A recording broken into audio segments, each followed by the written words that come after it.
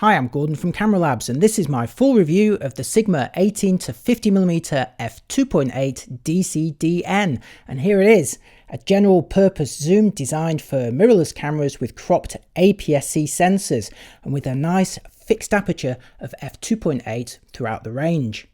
Announced in October 2021 at a very reasonable price of $599 or £429, it's actually Sigma's first zoom designed for mirrorless cameras with cropped APS-C sensors.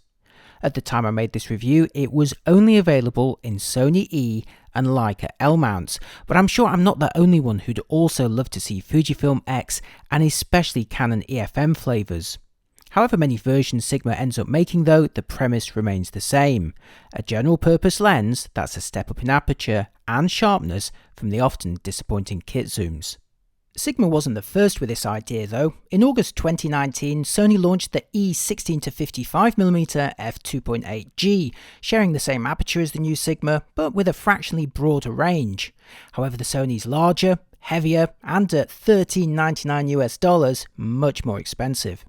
Meanwhile, at the end of 2020, Tamron launched the 17 to 70mm f2.8, again for Sony E mount with the same aperture, but this time extending the range further, especially at the long end. Inevitably, this also made it heavier and longer than the Sigma, but at $799 it's priced keenly for its range, especially as it's the only one of these three f2.8 zooms to also include optical stabilization. I hope to make some direct comparisons between the Sigma, Tamron and Sony 2.8 zooms in the future, but for this video I'm going to concentrate on the performance of the new Sigma versus the Sony 16 to 50 3.5 5.6, as it's one of the most widespread kit lenses out there. Okay, so here's the Sigma 18 to 50 2.8 mounted on my own Sony a6400, which coincidentally I use to film most of my videos. It may have a shorter range than the Sony 2.8 model, and especially the Tamron, but at 60 by 76mm it's comfortably more compact than either of those models, and at just 288 grams, roughly half their weight too. It's so much lighter in your hands.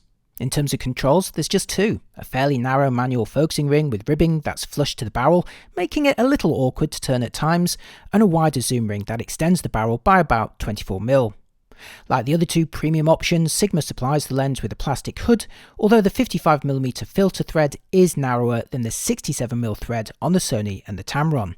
But while the Sigma becomes the most compact of these three 2.8 zooms, none can match the tiny dimensions of the Sony 16 to 50 3.5 to 5.6, supplied over the years with so many A5000 and A6000 series cameras.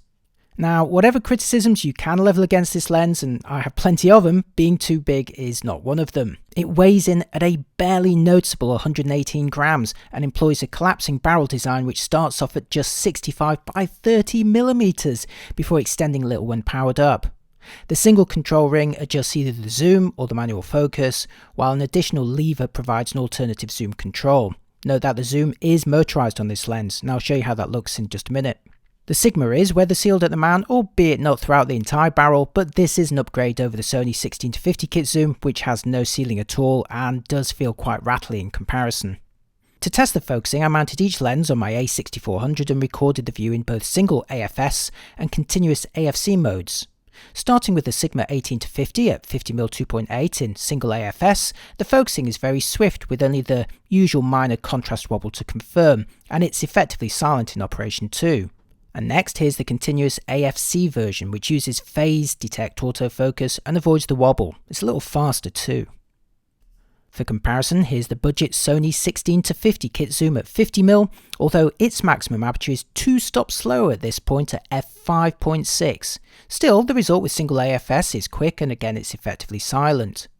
And for reference, here's the same kit zoom in continuous AFC mode, where again it's quicker still. The kit zoom certainly has its faults, but none in the autofocus department.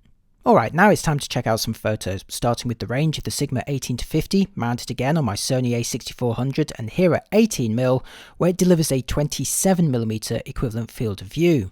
Now compare that to the Sony 16 to 50 at 16mm, that's an equivalent of 24, and you can see the little kit zoom clearly capturing a slightly wider field of view. So that's the first question you'll need to ask yourself, is the Sigma wide enough? Here it is again at 18mm, and of course I'd prefer it to start at 16mm instead, but as you'll see, the quality is superior to that kit zoom and the aperture is brighter too, so you're going to have to weigh up the pros and cons, and if you want everything, you'll have to go for their more expensive and or heavier Sony 2.8 or Tamron 2.8 options. And now here's the Sigma 18-50 at 50mm, where it delivers a 75mm equivalent field of view that's great for portraits, as I'll show you in just a moment. In my test, the Sony 16-50 matched this view at the long end, as its specs suggest it should. Before comparing their quality across the frame, I wanted to make a quick note about distortion and lens corrections.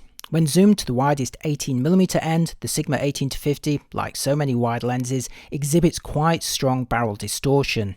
It's particularly notable when shooting face-onto shapes you know to be square in real life, like brick walls or buildings. Luckily, the 18-50 responds well to lens corrections, so here's the same shot taken with distortion set to auto in the Sony menus, and you can see it's looking much better, albeit with a mild crop as a result.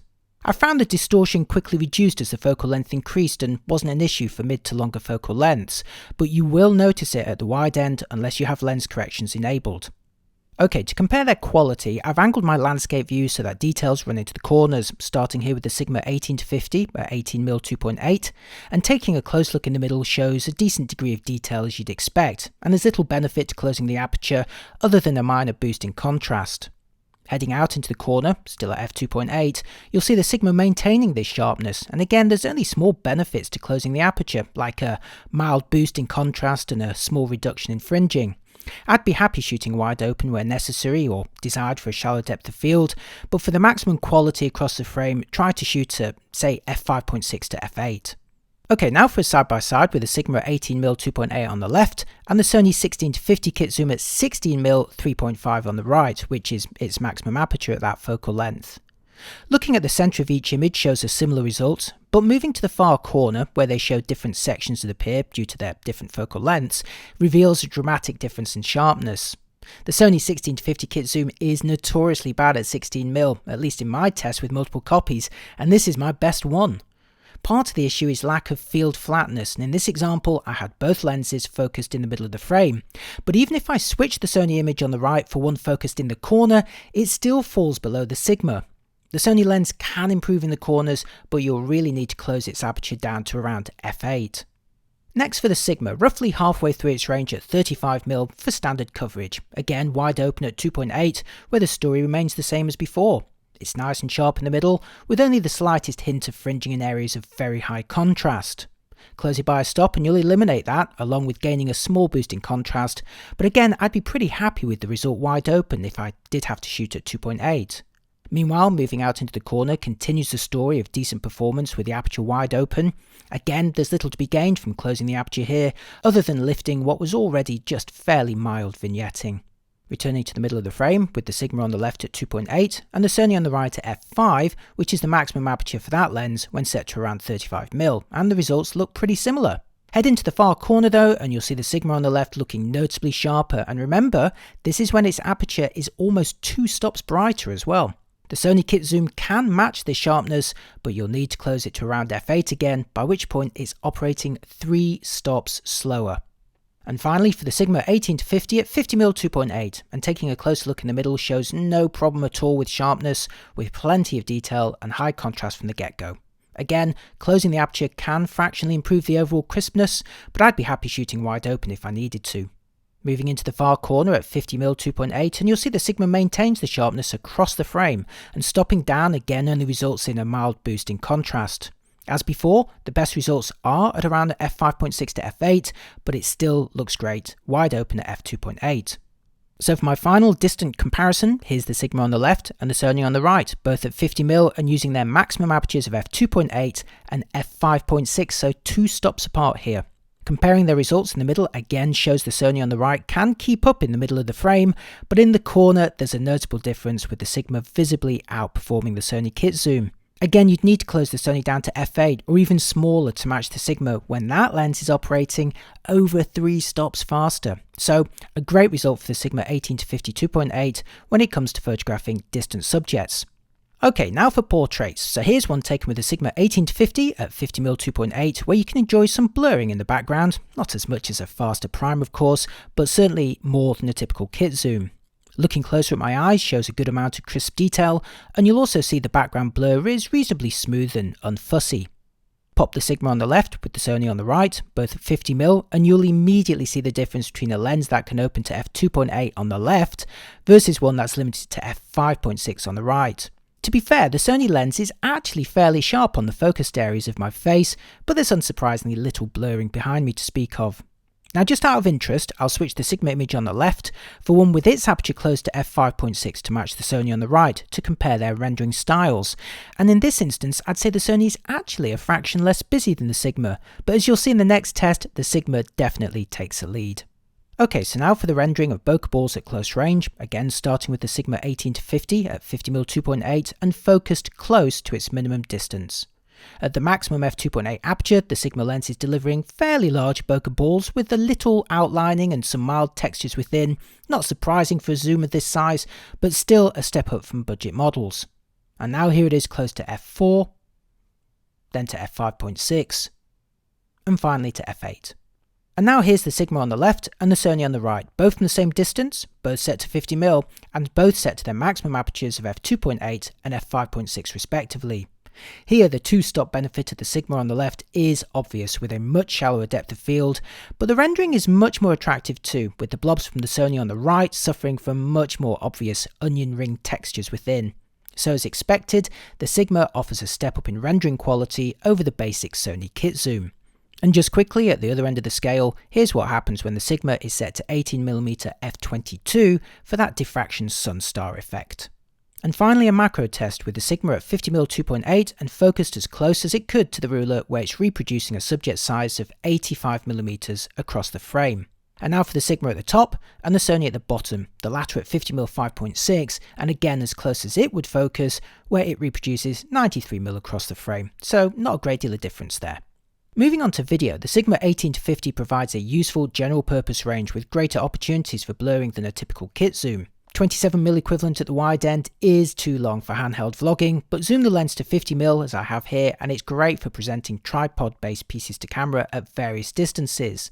And open to f2.8, you'll enjoy some nice blurring, and the lens kept me focused easily when mounted on the a6400. For comparison, here's the Sony 16-50 kit zoom at 50mm 5.6, where it too can keep me in focus, and quietly too, but you'll see much less opportunity for blurring in the background. Here's another example of focus pulling for video, starting with the Sigma 18-50 at 50mm 2.8, and now for comparison, the Sony 16-50 at 50mm f5.6, where again, there's much less blurring possible. As for focus breathing, here's the Sigma 18-50 at 18mm f22, where you'll notice barely any impact on magnification as I focus from infinity to the closest distance and back again. And now at 50mm f22, again focusing from infinity to the nearest and back again, and again virtually bereft of magnification differences due to breathing, so that's a good result for the Sigma for videographers. Now for comparison, here's the Sony 16-50 first at 16mm f22 and focusing from infinity to the closest distance and back again, where you will notice a more obvious magnification change due to greater breathing. And the same now with the lens zoomed to 50mm, where the magnification changes as you focus from infinity to the closest and back again. So in this regard, the Sigma wins, exhibiting virtually no breathing at all at either end of its range. But the Sigma doesn't hold all the cards. The Sony 16-50 has a motorized zoom, which I may not like for stills photography, but which does allow for smoother and more consistent zooms during video, which you may personally find useful. The Sony lens also includes optical stabilization for stills and video, which you can see in action on this handheld clip, allowing me to hold it steady. Compare that clip to this one using the Sigma, which sadly doesn't have optical stabilization, and when mounted on my a6400 that doesn't have sensor shift IBIS either, so it's a wobbly combination for handheld video. Okay, that's the end of my test, so as I wrap up this review, I'll show you a bunch of photos I took with the Sigma zoom on my a6400 around Brighton. The Sigma 18-50 2.8 DCDN is the zoom that many crop mirrorless cameras have been waiting for. The range may be fairly standard, but the constant 2.8 aperture and corner sharpness are both a step up over basic kit zooms, and crucially it won't break the bank or your back either. In a market dominated by full frame, it's a very welcome addition to the often neglected APS-C format, and on the whole it does a good job. Sharper and brighter than typical kit zooms with a greater opportunity for shallower depth of field effects. Sure, you need to stop down a little for the best corner sharpness, and it would have been nice to have weather sealing beyond the mount, but in both respects it's still probably better than what was supplied with your APS-C camera, especially if you're one of the many owners of Sony's 16-50. The real downsides are a lack of optical stabilization, an omission that will frustrate owners of the many APS-C bodies lacking IBIS of their own, and a range that would have been more compelling had it started at 16 rather than 18mm. Its two main rivals address some of this too. Sony's 16-55 2.8 extends the range at both ends and delivers the best results of all, but it lacks image stabilization, while Tamron's 17-70 2.8 starts a tad wider, ends almost 50% longer, and includes optical stabilization. But both these lenses are larger than the Sigma, roughly double the weight, and more expensive too, $799 for the Tamron and a whopping $1,399 for the Sony. Indeed, at the asking price of $599, it seems almost churlish to complain about the Sigma's shortcomings, other than the sheer cruelty of not announcing a version for Canon's much neglected EFM mount. But if you own one of the many Sony a5000 or a6000 bodies that are out there and despair at the 16-50 kit zoom, then salvation has arrived. And that marks the end of another lens review. I tell you what, doing all those tests at different focal lengths and repeating them for rival models takes ages, so if you like what I do, it'd mean a lot if you consider subscribing.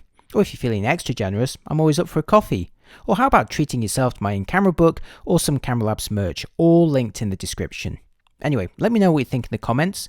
Thanks for watching, and I'll see you next time. Bye bye.